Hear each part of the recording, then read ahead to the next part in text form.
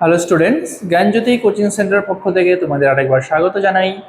আমি রাজীব স্যার এবং আজকে আমরা আলোচনা করব এসকেবিইউ ইউনিভার্সিটির আন্ডারে তোমরা যারা পলিটিক্যাল সায়েন্স নিয়ে 4th সেমিস্টারের জন্য পড়াশোনা করছো তাদের মেজর পেপার 5-এর যে টপিকটা আজকে রয়েছে আমাদের তোমাদের জন্য, সেটা হলো জেলা শাসক বা ডিএম, ডিস্ট্রিক্ট ম্যাজিস্ট্রেট যিনি থাকে, তার কার্যাবলী সম্পর্কে আমরা আলোচনা করব। ঠিক আছে, তো এটা থাকবে তোমাদের 4th সেমিস্টারের মেজর পেপার 5-এর টপিক।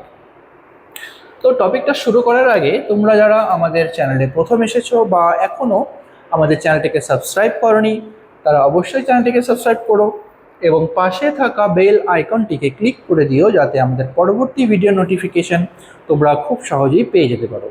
এছাড়া তোমরা যারা অনলাইনে আমাদের সাথে যুক্ত হতে চাও এবং আমাদের থেকে কোর্স পারচেস করতে চাও, তারা অবশ্যই স্ক্রিনে যে দুটো ফোন নাম্বার তোমরা দেখতে পাচ্ছ, এই দুটো ফোন নাম্বারে আমাদের সাথে সরাসরি যোগাযোগ করে নিতে পারবে। অনলাইনে যে সমস্ত সুযোগ সুবিধাগুলো আমরা তোমাদের জন্য রেখেছি, তোমরা আমাদের এখানে পেয়ে যাবে live classes, recorded classes, high quality notes এবং 100% কমন সাজেশন।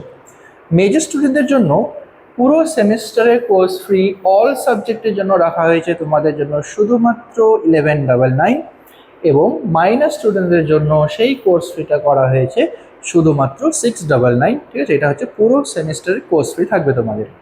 এছাড়া গুগল প্লে স্টোরে আমাদের একটা অ্যাপ্লিকেশন রয়েছে, যেই অ্যাপ্লিকেশনটার নাম হলো পিস্টিকল এডুকেশন। তো এই অ্যাপ্লিকেশনটা ডাউনলোড করেও তোমরা আমাদের সাথে যুক্ত হতে পারবে এবং অ্যাপ্লিকেশনে থাকা আমাদের যে বিভিন্ন কোর্সগুলো অ্যাক্সেস গ্রহণ করতে পারবে। তো চলো এবার মেন টপিকে আসা যাক, যেটা হলো ডিএম বা ডিস্ট্রিক্ট ম্যাজিস্ট্রেট, তার কার্যাবলী কি কি রয়েছে।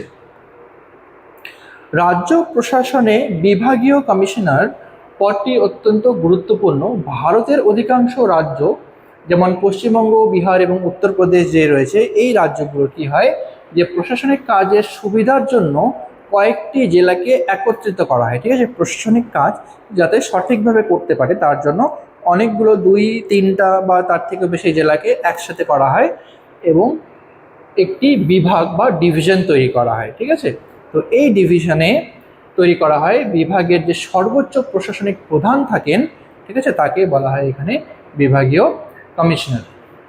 একটু বন্ধ করতো।